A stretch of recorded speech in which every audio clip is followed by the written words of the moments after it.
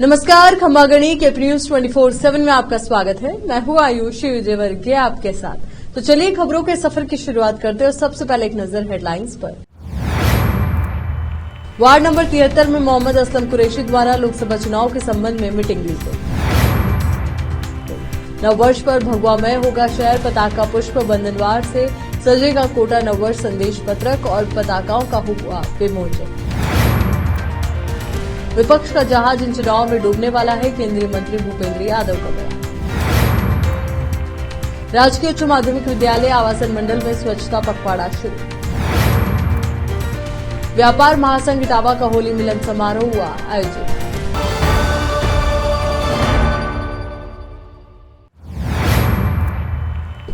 अब देखते हैं समाचार विस्तार से। विधायक आमीन कागजी के आदेश द्वारा वार्ड 73 के अध्यक्ष मोहम्मद असलम कुरैशी द्वारा लोकसभा चुनाव के संबंध में तेलीपाड़ा वार्ड कार्यालय में मीटिंग आयोजित की गई, जिसमें जयपुर से लोकसभा प्रत्याशी पूर्व कैबिनेट मंत्री प्रताप सिंह खाचरियावास को लोकसभा चुनाव में विजय दिलाने के लिए मीटिंग में वार्ड अध्यक्ष असलम कुरैशी, पूर्व पार्षद प्रत्याशी दीपेंद्र यादव, मंडल अध्यक्ष ward number 73 Sanjay Sharma, ward कार्यकारिणी सदस्य अमित कराड़िया, वार्ड मीडिया प्रभारी अकरम खान, मोहसिन कुरैशी, मोहसिन चौधरी, अर्जुन शर्मा और कांग्रेस के कार्यकर्ता उपस्थित रहे। जयपुर से संवाददाता अकरम खान की रिपोर्ट।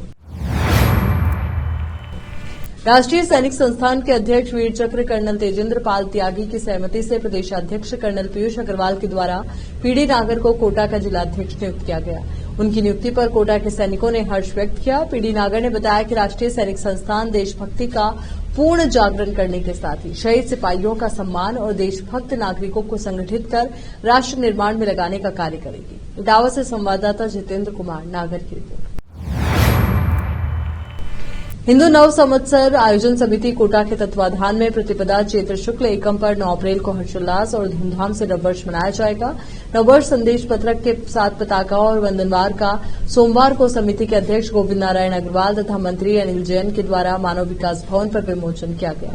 मंत्री अनिल जैन ने बताया कि शहर भर में नववर्ष को लेकर स्कूलों, कॉलेज, छात्रावास, कोचिंग समेत अन्य संस्थानों पर 500 से अधिक संगोष्ठी आयोजित की जा रही है। उन्होंने बताया कि नववर्ष पर 9 अप्रैल को शहर भर में भगवा पताकाओं, पुष्पों और बंधनवार से सजाया जाएगा।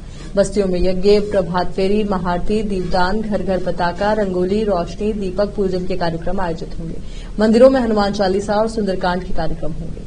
अध्यक्ष गोविंद नारायण अग्रवाल ने बताया कि नववर्ष की पूर्व संध्या पर 7 अप्रैल को शहर के 12 स्थानों से नववर्ष भगवा रैली निकाली जाएगी। वहीं 8 अप्रैल को शाम 4:30 बजे से 7 वंडर पार्क पर नववर्ष मेला आयोजित होगा। इस दौरान 6:30 बजे रंगोली पर 2 लाख दीपक प्रज्वलित कर भव्य दीपदान किया जाएगा। मेले में विभिन्न सांस्कृतिक कार्यक्रमों के साथ प्रतियोगिताएं भी आयोजित की जाएंगी।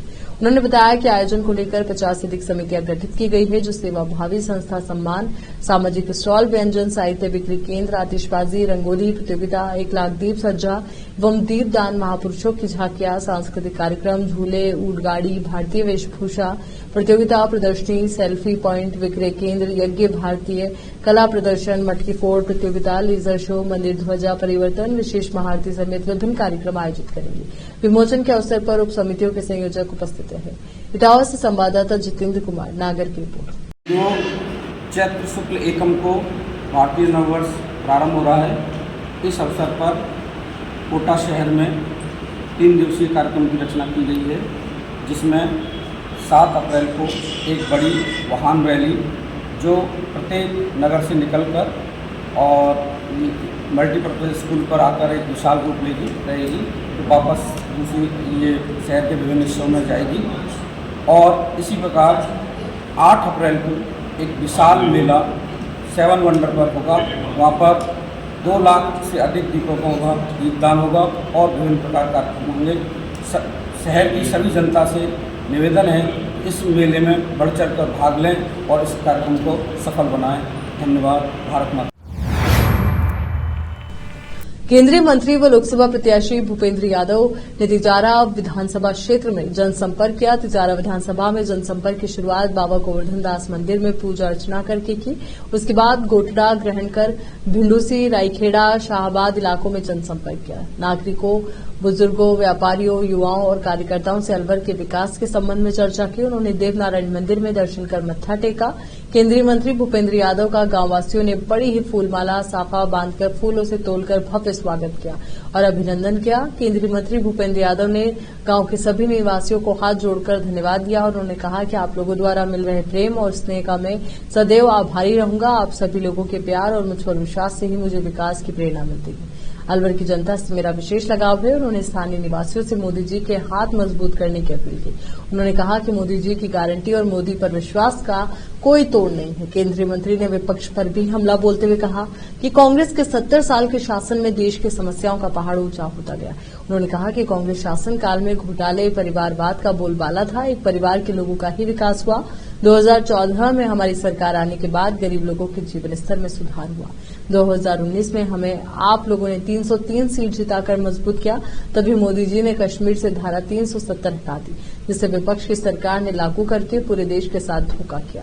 कांग्रेस के शासनकाल में विश्व के देश के समूह में हमारा देश नीचे से टॉप 5 देशों में शामिल था, पर आप लोगों के साथ में से मोदी सरकार ने बीते 10 सालों में भारत को विश्व की 5 आर्थिक अर्थव्यवस्थाओं में शामिल कर दिया। आज पूरा विश्व भारत की तरफ देख रहा है। हर देश हमारे साथ व्यापारिक समझौते करना चाह रहा है। पूरा विश्व मोदी जी के नेतृत्व का लोहा मानता है। उन्होंने कहा कि ये लोकसभा का चुनाव सीधा सीधा भारत के गौरव का चुनाव है, विकसित भारत का चुनाव है, देश की सीमाओं की सुरक्षित रखने का चुनाव है।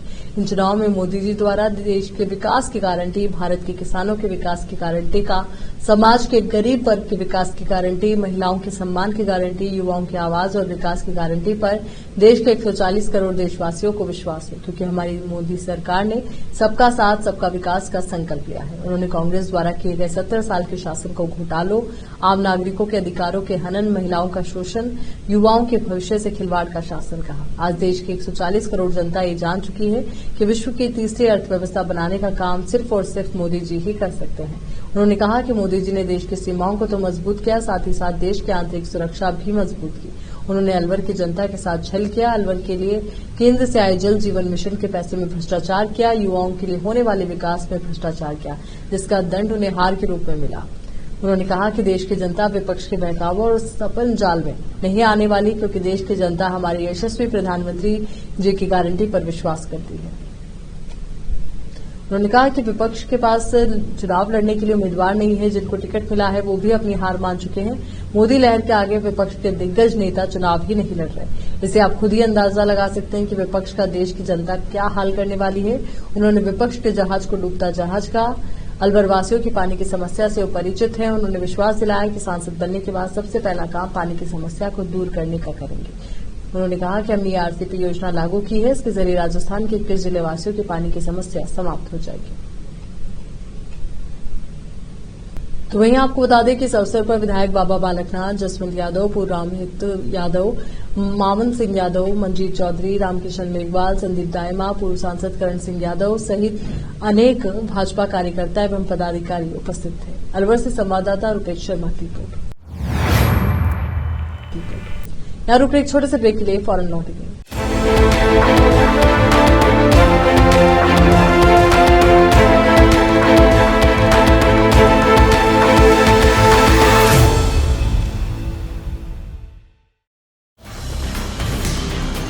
हिंदुस्तान के हर कोने में हम हैं मौजूद। 24 घंटे हालात पर गहरी नजर, खबरों से जुड़े चुपते सवालात, और आपको दिखाता है धार्मिक, सामाजिक, राजनीतिक, लोकल और इंटरनेशनल न्यूज की सबसे बेहतर कवरेज, जो आपको रखती है हर पल बाखबर। देश और दुनिया भर की खबर के लिए देखते रहें केपी न्यूज 24/7। ब्रेक के बाद एक बार फिर से आपका स्वागत है।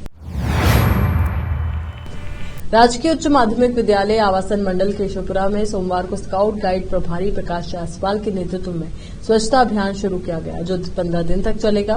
विद्यालय प्रधानाचार्य ममता चौधरी ने बताया कि विद्यालय में वर्ष पर्यंत स्वच्छता अभियान चलता है। भामाशाहों के सहयोग व राज्य के मदों में हुए निर्माण कार्यों के चलने, परीक्षा व पतझड़ के चलते विशेष स्वच्छता अभियान की जरूरत थी। ऐसे में विद्यालय शिक्षक व स्काउट गाइड प्रभारी प्रकाश जायसवाल ने अकेले ही सोमवार स्वच्छता अभियान शुरू कर दी, जो पूरे एक पखवाड़ा चलेगा। चौधरी ने बताया कि पूर्व में भी प्रकाश जायसवाल कभी नियमित रूप से तो कभी स्वच्छता सप्ताह तो कभी स्वच्छता पखवाड़े के रूप में स्वच्छता अभियान चलाकर विद्यालय को साफ सुथरा बनाए रखने में सहयोग करते रहते हैं। इटावा से संवाददाता जितेंद्र कुमार नागर की रिपोर्ट। व्यापार महासंघ इटावा द्वारा होली स्नेह मिलन समारोह का आयोजन 1 अप्रैल सोमवार को साय 8 बजे Vrindavan marriage garden Pipalda road Etawah पर मुख्य अतिथि कोटा व्यापार महासंघ अध्यक्ष क्रांति जैन व महामंत्री अशोक माहेश्वरी के मार्गदर्शन में संपन्न हुआ, जिसकी अध्यक्षता नगर पालिका अध्यक्ष रजनी सोनी द्वारा की गई। व्यापार महासंघ इटावा अध्यक्ष पंकज शर्मा व संयोजक विष्णु गोयल ने बताया कि होली स्नेह मिलन समारोह में इटावा के व्यापार संघ से जुड़े सभी क्षेत्रों के व्यापारी बंधुओं ने भाग लिया। इस दौरान कोटा व्यापार महासंघ अध्यक्ष क्रांति जैन ने संबोधित करते हुए कहा, व्यापारियों को एकजुट रहना चाहिए। कोरोना काल में व्यापार महासंघ ने सेवा करने के लिए बढ़ चढ़कर भाग लिया, फिर भी व्यापारियों पर दबाव बनाया जाता है, जो ठीक नहीं है। व्यापार महासंघ इतना मजबूत हो कि सरकार कोई योजना बनाए तो व्यापार महासंघ से पूछना पड़े। अशोक माहेश्वरी ने कहा कि कोटा व्यापार महासंघ आप सबकी समस्याओं के संघर्ष करने के लिए हमेशा तैयार है, आप समन्वय बनाए रखें। नगर पालिका अध्यक्ष रजनी सोनी ने भी संबोधित किया। व्यापार महासंघ समिति द्वारा अतिथियों का वो पत्रकारों को भगवान रामलला का चित्र भेंट कर स्वागत किया गया। वहीं कोटा व्यापार महासंघ अध्यक्ष क्रांति जैन का 51 किलो के पुष्पहार से भव्य स्वागत किया गया। कार्यक्रम संयोजक विष्णु गोयल ने सभी का आभार प्रकट किया। इस दौरान अध्यक्ष पंकज शर्मा, संयोजक विष्णु गोयल, सह संयोजक भवानी शंकर सोनी, महामंत्री चंचल सोनी, दीपक सोनी, बाबूलाल माहेश्वरी, महेश नागर, अनूप सोनी, नंद बिहारी पारिता सहित मानव सेवा समिति अध्यक्ष रिंकू सोनी व कई व्यापारी उपस्थित रहे। कार्यक्रम का संचालन भूपेंद्र राठौड़ द्वारा किया गया। इटावा से संवाददाता जितेंद्र कुमार नागर की रिपोर्ट। विश्व हिंदू परिषद बजरंग दल जिला भिंडर की बैठक कमलेश्वर महादेव भटेवर में आयोजित हुई। इसमें विभिन्न सदस्यों को मार्गदर्शन विभिन्न प्रांतीय उपाध्यक्ष सुरेंद्र सिंह राव का मिला। राव ने कई बिंदुओं पर विस्तार से चर्चा की। बैठक में आगामी कार्यक्रम रामनवमी व हनुमान जन्मोत्सव अधिक से अधिक स्थान पर करने की योजना तैयार की। सभी प्रखंड की बैठक तय की गई। विभिन्न बजरंग दल, दुर्गा वाहिनी, मातृशक्ति वर्गों में जाने वाले कार्यकर्ताओं की सूची बनाने एवं धर्म रक्षा निधि समर्पण अभियान का हिसाब किया गया। इसके साथ ही बैठक में सभी प्रखंडों के पालक बनाए गए। जिला के किसी एक प्रखंड को आदर्श प्रखंड बनाने, गांव-गांव व जिले के प्रत्येक खंड की रचना तैयार की। प्रत्येक खंड स्तर तक विहिप का काम पहुंचाना, लोकमत परिष्कार के विषय में सभी कार्यकर्ताओं को जानकारी दी। बैठक में जिला मंत्री रमेश संगावत ने अशोक कुंवर को मातृशक्ति की जिला संयोजिका, लक्षिता चौबिसा को दुर्गा वाहिना सह संयोजिका, धर्म प्रसाद शोभालाल मुनारिया, प्रचार प्रसार प्रमुख सुरेश चंद्र मनारिया, विशेष संपर्क प्रमुख वर्दी चंद चौधरी लसाड़िया, मंदिर मठ प्रमुख कृष्णदास बैरागी, विधि प्रकोष्ठ संयोजक सुशील जैन सह संयोजक हीरालाल सालवी की घोषणा की। बैठक के दौरान जिला सह मंत्री सोहनदास, जिला बजरंग दल संयोजक महेंद्र चौधरी, सह संयोजक श्रवण सिंह रावत, जिला रूप सिंह राव, जिला उपाध्यक्ष कालूलाल टेलर, नरेश प्रजापत, सेवा विभाग प्रमुख हिम्मत भट्ट, साथ ही प्रखंडों से ललित सिंह रावत, सूरज शर्मा, सुरेश मेनारिया, नरेश प्रजापति, लहरी लाल की, राजेंद्र नागदा, देवेंद्र नागदा, कारूदास मौजूद रहे। इटावा से संवाददाता जितेंद्र कुमार नागर की रिपोर्ट। इटावा व्यापार महासंघ इटावा द्वारा सोमवार रात्रि को भव्य कवि सम्मेलन का आयोजन किया गया। भगवान के चित्र पर दीप प्रज्वलित कर व्यापार महासंघ के पदाधिकारियों व नगर पालिका अध्यक्ष रजनी सोनी ने कवि सम्मेलन का शुभारंभ करवाया। इस दौरान सभी कवियों का स्वागत कर स्मृति चिन्ह भेंट किया गया। कवि सम्मेलन में अजय हिंदुस्तानी बेगू ने मां शारदे की वंदना से शुरुआत की। हास्य सम्राट गोविंद हाकला ने अपनी कविताओं से श्रोताओं को हंसा हंसाकर लोटपोट कर दिया। वहीं जयपुर से आई कवियत्री नैना नसीब ने 3 तलाक का समर्थन करने वाला गीत देना ही था तलाक तो निकाह क्यों किया पड़ा तो श्रोताओं की खूब तालियां बटोरी। वहीं प्रसिद्ध कवि बाबू बंजारा ने जब कविता सीमा पे जाओ मेरा साहिबा थे बचा दियाओ हमारा देश पढ़ी तो श्रोताओं को देशभक्ति से भर दिया। वहीं वीर रस के कवि भूपेंद्र राठौड़ ने जब देशभक्ति कविताएं पढ़ी तो पाठडाल जय श्री राम भारत माता की जय के जय घोष से गूंज उठा। कवि सम्मेलन का संचालन कवि भूपेंद्र राठौड़ द्वारा किया गया। अंत में व्यापार महासंघ के संयोजक विष्णु गोयल, बाबूलाल माहेश्वरी ने सभी का आभार प्रकट किया। इटावा से संवाददाता जितेंद्र कुमार नागर की रिपोर्ट।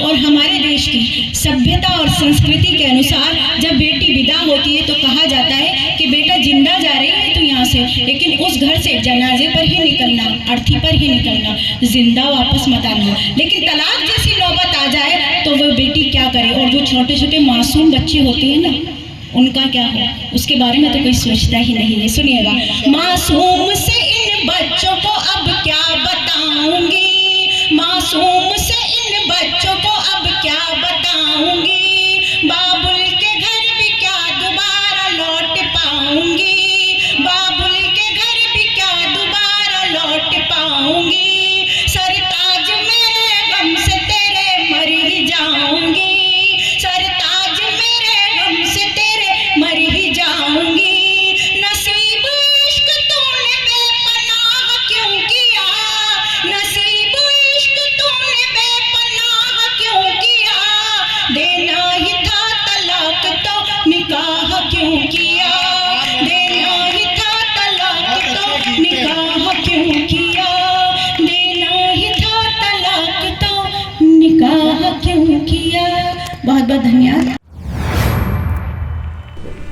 प्रतिवर्ष अनुसार इस वर्ष भी शीतला सप्तमी का पर्व परंपरा अनुसार उत्साह के साथ इटावा कस्बे सहित कोटा जिले में मनाया गया। सोमवार को इटावा नगर के मुख्य बाजार में स्थित प्राचीन शीतला माता मंदिर में पूजा अर्चना के लिए सुबह जल्द ही शुभ मुहूर्त में महिलाओं ने नवीन परिधान पहनकर बड़ी संख्या में पूजा की, थाली सजाकर पूजा अर्चना के लिए पहुंची और मां शीतला माता के विधि विधान से पूजा अर्चना कर ठंडे व बासी भोजन का भोग लगाया गया और परिवार के आरोग्य एवं सुख समृद्धि की कामनाएं की। नगर में शीतला माता का मात्र एक ही मंदिर होने से महिलाओं की भारी भीड़ रही। मंदिर प्रांगण सुबह से ही महिलाओं से भरा हुआ था। सुबह से लेकर दोपहर तक महिलाओं द्वारा माता की पूजा अर्चना की गई। शीतला सप्तमी के पर्व को शीतला सप्तमी के एक दिन पूर्व बनाए गए भोजन व पकवानों को पूजा की थाली में सजाकर महिलाएं मंदिर पर जाकर पूजा अर्चना करती हैं और ठंडे बासी पकवान का भोग शीतला माता को लगाया जाता है। वहीं महिलाएं हाथ में हल्दी लेकर मंदिर की दीवारों पर छापे लगाती है, जिससे मंदिर की सभी दीवारें छापों से भर जाती है और घर पहुंचकर मकान के बाहर भी हल्दी से स्वास्तिक बनाती है। इसी तरह महिलाओं ने गौ माता की विशेष पूजा अर्चना कर गौ माता को भी ठंडे व बासी पकवान का भोग लगाया। इटावा क्षेत्र के प्रसिद्ध ज्योतिषाचार्य पंडित प्रेम कुमार शास्त्री ने बताया कि होली के सप्ताह के बाद शीतला सप्तमी मनाई जाती है। इस खास दिन पर शीतला माता की पूजा अर्चना की जाती है। शीतला माता को मां दुर्गा और पार्वती जी का रूप माना जाता है। इन्हें हर रोग से छुटकारा दिलाने की शक्ति प्राप्त है। माना जाता है कि शीतला माता की पूजा करने एवं व्रत रखने से तमाम तरह की बीमारियां जैसे खसरा, फोड़ा, चिकन पॉक्स या नेत्र रोग आदि से रक्षा प्राप्त होती है। आपको एक वर्णन स्कंद पुराण में भी मिलेगा। माता शीतला को प्रसन्न करने के लिए लोग ठंडा भोजन का भोग लगाते हैं। इस दिन लोग प्रातः जल्दी उठकर ठंडे जल से स्नान करके शीतला माता के मंदिर में देवी को जल चढ़ाकर पूजा पाठ करते हैं। इटावा से संवाददाता जितेंद्र कुमार, नागरपुर। चलिए एक बार फिर से नजर डालते हैं हेडलाइंस पर। वार्ड नंबर 73 में मोहम्मद असलम कुरैशी द्वारा लोकसभा चुनाव के संबंध में मीटिंग ली गई।